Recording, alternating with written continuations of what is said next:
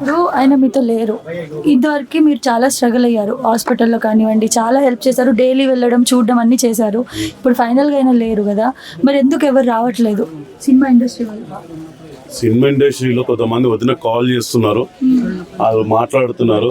Actually ఏంటంటే ఓ schedule plan చేసుకుంటే ఒక 1 వీక్ బిఫోర్ ప్లాన్ చేసుకుంటారు. వెంకటన్న ధర్మం చనిపోయాను కదా, కొంతమంది హీరోలు రావచ్చు, హీరోలు రాకపోవచ్చు, తోటి ఆర్టిస్టులు రాకపోవచ్చు. వాళ్ళకైతే ఒక బాధ అయితే ఉంది, అరే వెంకటన్న చచ్చిపోయినని, అరే ఎట్లాంటి వాడు, ఆయన డైలాగ్ మనం ఎంజాయ్ చేసినామని చాలా మంది బాధపడ్డోళ్ళు ఉన్నారని.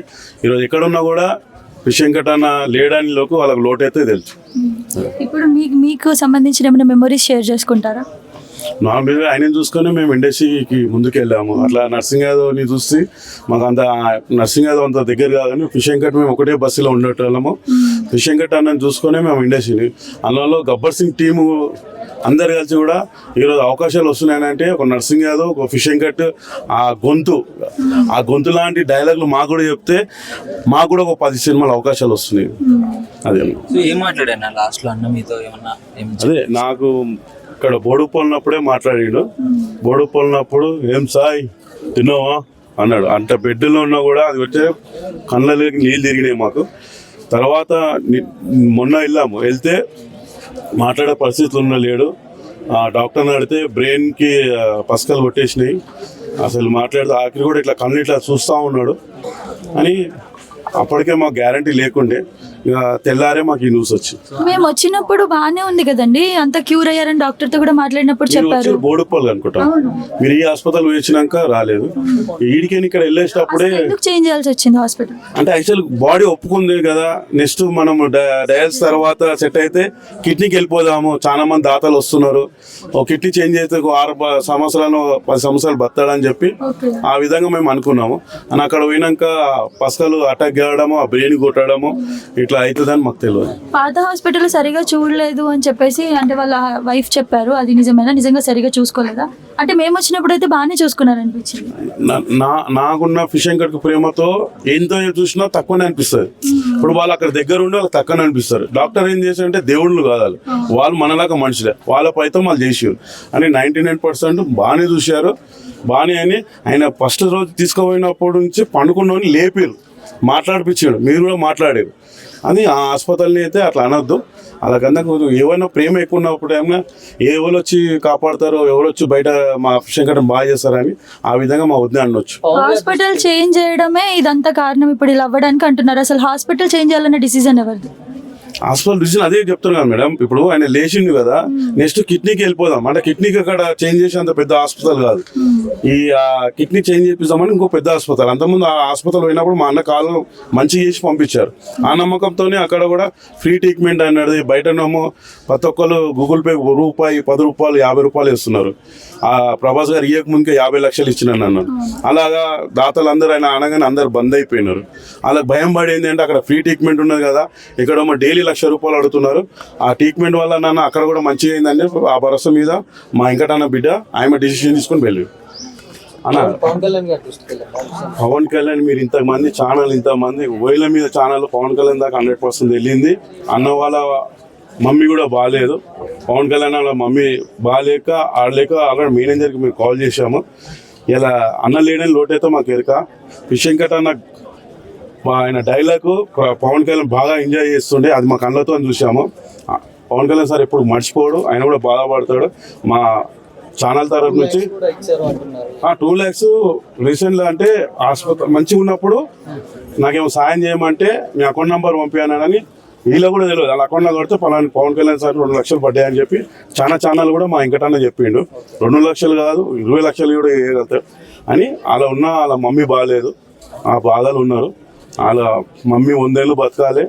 మా వెంకటన్న వాళ్ళ మిసేజ్ తీసుకెళ్ళి మా ఉద్యమం తీసుకొని పవన్ కళ్యాణ్ దగ్గర తీసుకెళ్ళి ఏమైనా వెళ్ళిపోయి మేము గబ్బర్ సింగ్ టీం అడుగుతాం. సో అన్న ఆర్థిక పరిస్థితి ఎలా ఉంది ఫ్యామిలీది? అన్న చేస్తేనే ఫ్యామిలీకి మనీ అని తెలుస్తుంది కదా, ఇప్పుడు అన్న లేడు, వాళ్ళ ఆర్థిక పరిస్థితి ఎలా ఉంటుంది? మీకు ఒక ఉండొచ్చు బ్రదర్, ఏమని వాళ్ళ ఇంట్లో 2 కొడుకులు ఉన్నారు కదా, ఆ కొడుకుల ధైర్యం కూడా మా వెంకటానికి లేదు. ఒక పాప పెళ్లి కష్టపడి చేసిండు. ఒక ఇల్లు రీసెంట్గా సిఆర్ అని హెల్ప్ చేస్తూ ఒక ఇల్లు ఉన్నాడు. ఆ ఇల్లు కూడా ఇప్పుడు లాస్ట్కు ఆ ప్రభాస్ గారు ఎప్పుడు వచ్చినా దాతలందరూ బంద్ అయింది. 5 లక్షలు గిరి పెట్టి ఆ హాస్పిటల్కి బయట చేసి ఇప్పుడు కార్యక్రమాలు చేస్తున్నారు వాళ్ళు. ఇప్పటిదాకా చీర ఉన్నది. ఇద్దరు కొడుకులు ఉన్నారు. అన్న ఫిష్ వెంకట్ అన్నతో మీకు ఎలాంటి అనుబంధం ఉండేది? అసలు మీకు ఎప్పుడు ఈ న్యూస్ తెలిసింది?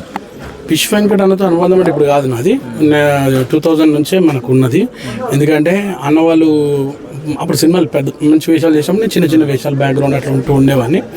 కానీ ఎప్పుడైతే ఆది సినిమా వచ్చిందో వివి వినాయక్ గారి సినిమాలో, అందులో మేము ఫ్రెండ్స్ క్యారెక్టర్లో ఉండే, అన్న వాళ్ళేమో అన్నల క్యారెక్టర్ వేశారు. అప్పటి నుంచి మాకు బాగా క్లోజు. అప్పుడు ఆదిలో ఉన్న షూటింగు, అక్కడి నుంచి ఆది, తర్వాత చెన్నకేశ్వర రెడ్డి, బన్నీ, తర్వాత అన్ని వివి వినాయక్ గారి సినిమాలు, దిల్లు, అన్ని సినిమాల్లో చేసాం అన్నతో కలిసి.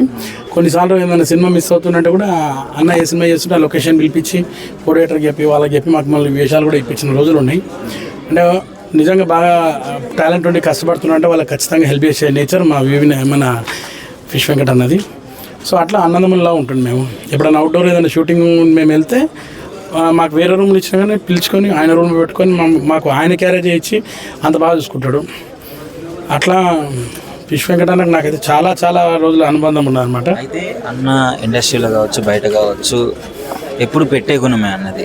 అలాంటిది ఇప్పుడు అన్నకే సహాయం లేక చనిపోయే పరిస్థితి వచ్చింది. దీనికి ఏంటి అంటే సినీ ఇండస్ట్రీలో చాలా మంది ఒకప్పుడు హెల్ప్ చేశారు, ఇప్పుడు కూడా ఎందుకు స్పందించలేకపోయారంటారు? అది నేను చెప్పేంత అది కాదు. నేను సినిమా ఇండస్ట్రీలో ఉన్న ఆర్టిస్ట్నే కాబట్టి నేను ఒకళ్ళ గురించి మనం చెప్పలేము. సినీ ఇండస్ట్రీ గురించి అసలు చెప్పేంత కెపాసిటీ నాకు లేదు. కానీ చేశారు చాలామంది.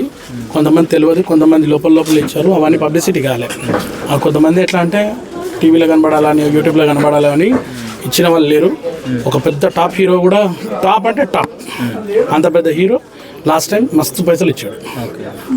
ఇంకోటి అండి, ఇప్పుడు చాలా మంది రావాలి కదా, మరి ఇండస్ట్రీ నుంచి ఎవరు రాలేదు. ఇన్ని సినిమాలు చేసిన తర్వాత కూడా ఇప్పటికీ అసలు ఒక్కరు కూడా చూడడానికి రాలేదు. ఎందుకు వస్తుండొచ్చు, చూద్దాం. ఎందుకంటే ఒకవేళ చూడాలి, ఎందుకంటే ఇది చాలా లాంగ్ ఉంటుంది మన ఇండస్ట్రీకి. ఇది మేము ఉన్న ప్లేస్ ఇదేది, ఏమైనా ఏరియా ఇది అడ్డగుట్ట. చాలా మందికి ప్లేస్ కూడా తెలియదు. ఇదే ఒకవేళ ఏ జూబ్లీస్ ఏదో ఉండుంటే అందరూ అడిగి వచ్చేవాళ్ళు. ఇంతకుముందు లాస్ట్ అన్నతో ఎప్పుడు మాట్లాడారు? ఏమన్నా లాస్ట్ వీక్ అన్న హాస్పిటల్లో ఉన్నప్పుడు, కొంచెం అన్కాన్షియస్లో ఉన్నప్పుడు నేను వెళ్ళి పలకరించినప్పుడు నాకు రెస్పాండ్ ఇచ్చాడు. మంచి రెస్పాన్స్. అసలు ఆ రోజే ఫస్ట్ టైం రెస్పాండ్ ఇచ్చాడండి. ఆ రోజు నర్స్ కూడా వాళ్ళందరూ అది సార్ మీరు వచ్చి ఇలా మాట్లాడితేనే రెస్పాండ్ అయ్యారని చెప్పి, అప్పుడు అన్న తింటావా ఏదైనా అది అంటే అప్పుడు ఆయన సైకిల్లో చెప్పారు. అప్పుడు వెళ్ళి జ్యూస్ అయితే తీసుకొచ్చారు. చాలాసేపు టైం స్పెండ్ చేశాను. నాకు తెలిసి ఒక 15 minutes వరకు ఆయన తోటి ఉన్నాను ఆ రోజు లాస్ట్ వీక్. నేను అనుకున్నా మంచి ఆ హాస్పిటల్లో మంచిగా అవుతాడు అనుకున్నా. ఇక్కడ మన బోడుపల్లో అక్కడ మంచిగా అయ్యండు చాలా. ఎప్పుడైతే ఇక్కడ పోయిండో మళ్ళీ కొద్దిగా బ్యాడ్ అయిపోయిందని.